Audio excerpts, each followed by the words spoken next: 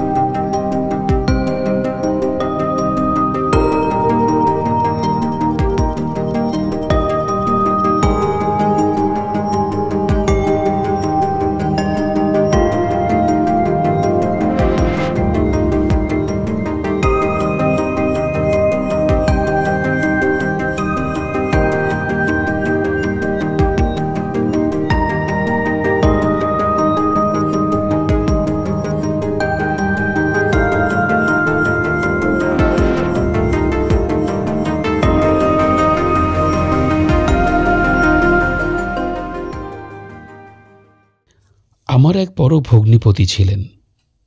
তিনি খুব ভালো গল্প বলতে পারতেন। তার কাছ থেকে আমরা ভূতের গল্প শুনতাম। নানাভাবে অনেকবার নাকি তার সঙ্গে ভূতের সাক্ষাৎ পরিচয় হয়েছিল। তিনি সেই কাহিনীগুলো এমনভাবে গুছিয়ে আমাদের কাছে বলতেন যে আমরা ভয় পেলেও বারবার সেগুলি শুনতে চাইতাম। একবার তিনি তার পিস্তত ভাইয়ের এমন একটা ঘটনা আমাদের কাছে বলেছিলেন যা আজও ভুলতে পারিনি আরও এই জন্য যে সেই পিস্তত ভাইকে ছোটবেলায় আমরাও দেখেছিলাম, এবং এই কাহিনী যে সত্য তা তিনি নিজেও আমাদের কাছে স্বীকার করেছিলেন। ভগ্নিপতির এই পিস্তত ভাই ছিলেন তার বাপ মায়ের একমাত্র সন্তান। তাদের অবস্থাও বেশ ভালো ছিল। গ্রামের মধ্যে দোতলা কোঠাবাড়ি ছিল একমাত্র তাদেরই। জমি জায়গার আয় থেকে সংসারে শুধু চলে যেত না, বাড়িতে দোল দুর্গোৎসব পূজার্চাও হতো। ওই পিস্তত ভাইয়ের বউটি ছিল ভারী লক্ষ্মী মেয়ে। লক্ষ্মী প্রতিমার মতন বউটি শ্বশুরের ঘর আলো করে ঘুরে বেড়াত। শ্বশুর শাশুড়ির সেবা যত্নে, ঘর সংসারের কাজকর্মে সকলের মুখে বউয়ের সুখ্যাতি আর ধরত না। কিন্তু বিয়ের পর 7-8 বছর কেটে যাবার পরেও বউয়ের যখন কোনো ছেলেপুলে হলো না, তখন পাড়া প্রতিবেশী আত্মীয় স্বজন থেকে শ্বশুর শাশুড়ি সকলেই চিন্তিত হয়ে পড়লেন।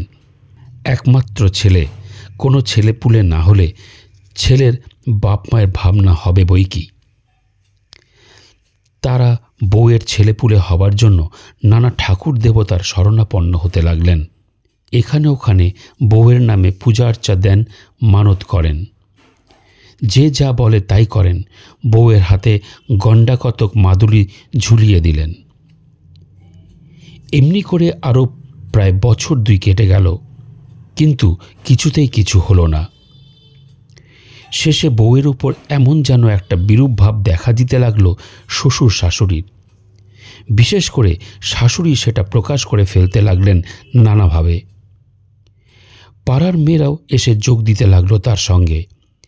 এমন টুকটুকি মিষ্টি বউয়ের মুখে ক্রমশ ভয়ে ভাবনায় কে যেন একরাশ কালি ঢেলে দিল। সুঠাম সুশ্রী চেহারা দিন দিন রোগা ফ্যাকাশে হয়ে যেতে লাগলো। অনেকে এমন কথাও বলল যে বউয়ের উপর নিশ্চয়ই কোনো অশরীরী দৃষ্টি পড়েছে, তাই ছেলেপুলেও হচ্ছে না আর শরীরটাকেও চুষে খাচ্ছে।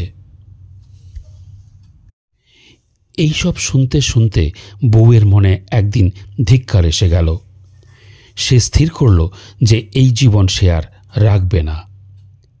একদিন রাত দুপুরে বাড়ির পাশেই এক জল থই থই দিঘিতে ডুবে আত্মহত্যা করবে বলে সে বেরিয়ে পড়ল চুপি চুপি। আস্তে আস্তে পা টিপে বাড়ির দরজা খুলে দিঘির পাড়ে এসে সে দাঁড়ালো। চারিদিক আবছা চাঁদের আলোয় থমথম করছে। মৃত্যু ভয় না থাকলেও বউটি হঠাৎ ভয় পেয়ে গেল সামনেই বেলগাছের তলায় এক ইয়ার লম্বা চওড়া পুরুষকে দাঁড়িয়ে থাকতে দেখে। আলো আধারের মধ্যেও তাকে স্পষ্ট দেখা যাচ্ছিল। তিনি আস্তে আস্তে এগিয়ে এলেন বউটির কাছে। এসেই ধমকের সুরে বললেন, ছে মা, এ তুমি কি করতে যাচ্ছ? যাও, ঘরে ফিরে যাও। শিগগিরই তোমার মনস্কামনা পূর্ণ হবে, তবে এই কথা কাউকে তুমি বলতে যেও না। গলায় পইতে খালি গা দীর্ঘকায় এক পুরুষকে প্রণাম করে বউটি ভয়ে ভয়ে আবার পা টিপে টিপে বাড়ি ফিরে এলো। সকলে তখনও অঘরে ঘুমোচ্ছে। বাড়ির কেউই এই কথা জানতে পারল না। পরদিন সকাল থেকে বউ হয়ে গেল একেবারে অন্য মানুষ। এতদিন মনমরা হয়ে সে নিজের মৃত্যু কামনা করেছে। আজ তার মুখে হাসি খুশি মন আনন্দের জোয়ার। কয়েক মাস যেতে না যেতেই ক্রমশ বউয়ের কোলে বাচ্চা আসার কথা প্রকাশ হয়ে পড়ল সকলের কাছে। শ্বশুর শাশুড়ি থেকে আরম্ভ করে পাড়া পড়শিদেরও আনন্দ আর ধরে না। বউয়ের তখন সে কি আদর যত্ন। শাশুড়ি বলে, তুমি মা বেশি খাটাখুটি করো না। শ্বশুর বলে, বউমাকে মাছের মুড়োটা দাও। আর তার স্বামীর তো কথাই নেই। সে যেখান থেকে যা পারে ভালো খাবার জিনিস এনে দেয় বউকে। এমনি করেই দিন যায়। ব্রহ্মদত্তী ব্রাহ্মণের কথাটা কিন্তু বউয়ের পেটের মধ্যে ফুলে ফেঁপে উঠতে থাকে। স্বামীকে বলি বলি করেও ভয়ে বলতে পারে না। শেষে একদিন থাকতে না পেরে বলেই ফেলল। স্বামী তো শুনে একেবারে হতবম্ব, কিন্তু এই হতবম্ব ভাব সহজেই কেটে গেল যখন একটি মিষ্টি হাত পা নাড়া জ্যান্ত ডলি পুতুলের মুখ ভেসে উঠল তার চোখের সামনে। আনন্দে আত্মহারা হয়ে গেল।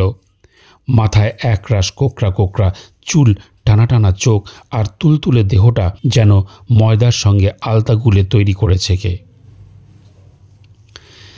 ছেলের মা বাবা তো বটেই, এমনকি ঠাকুমা ঠাকুরদা থেকে আত্মীয় স্বজন সকলেই আতুর ঘরে গিয়ে বিভোর হয়ে যেত এই 7 রাজার ধন মানিককে দেখে।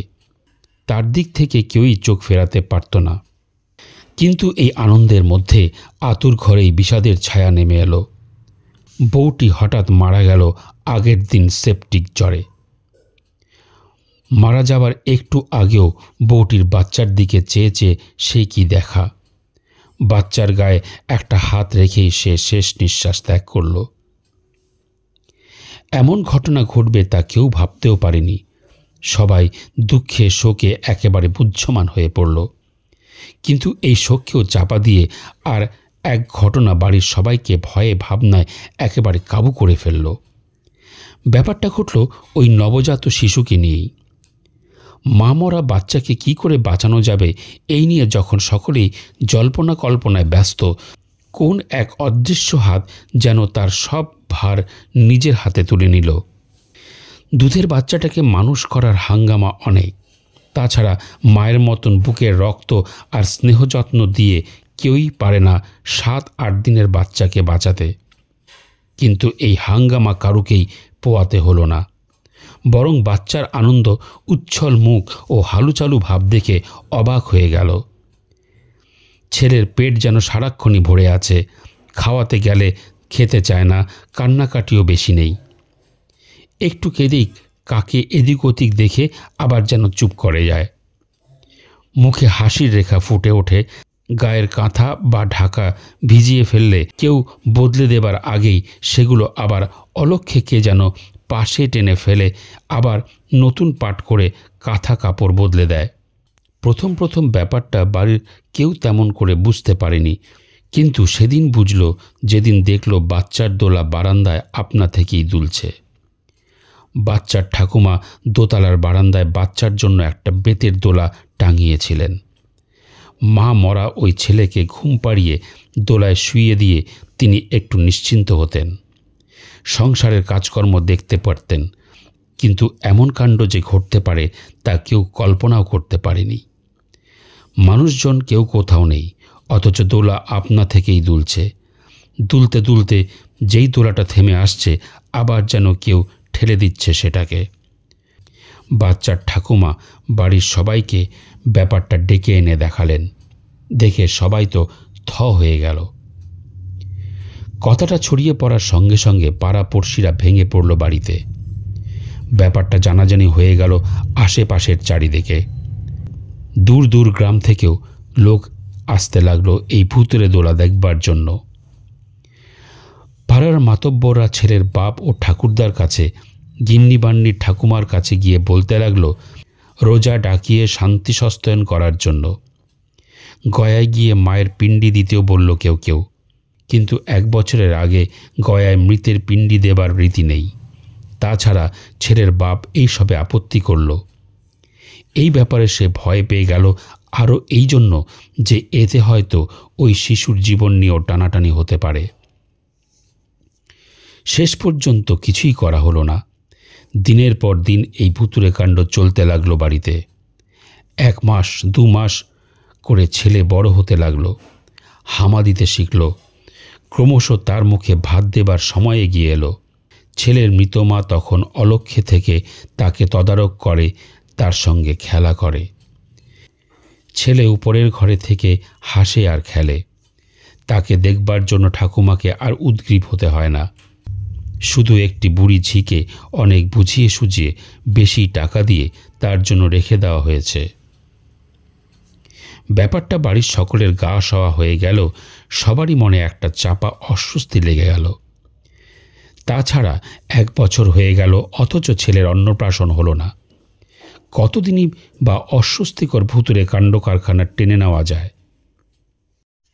এদিকে ছেলেও বড় হচ্ছে আর আত্মীয় স্বজনরাও যা তা রটাচ্ছে। এমনি সময় ছেলের বাপ একদিন গয়ায় যাওয়াই স্থির করল। যাওয়ার আগে তার বাপ মার সঙ্গে যুক্তি করে গেল যে গয়া থেকে ফিরে এসেই ঘটা করে তার ছেলের মুখে ভাত দেবে। কিন্তু তার আর সুযোগ হয়নি। গয়া থেকে ফিরে এসে ছেলের বাপ ছেলেকে আর দেখতে পায়নি। যেদিন সে গয়ায় তার কাজ শেষ করে, সেদিনই গ্রামে ওই শিশু ডিপথেরিয়ায় কয়েক ঘন্টার মধ্যেই মারা যায়। আশেপাশে যারা ওই ভুতুরে ঘটনার কথা জানত, তারা সকলেই এক বাক্যে ওই মৃত্যু সংবাদ শুনে বলেছিল, মাই নিয়ে গেল বাচ্চাটাকে তার কাছে।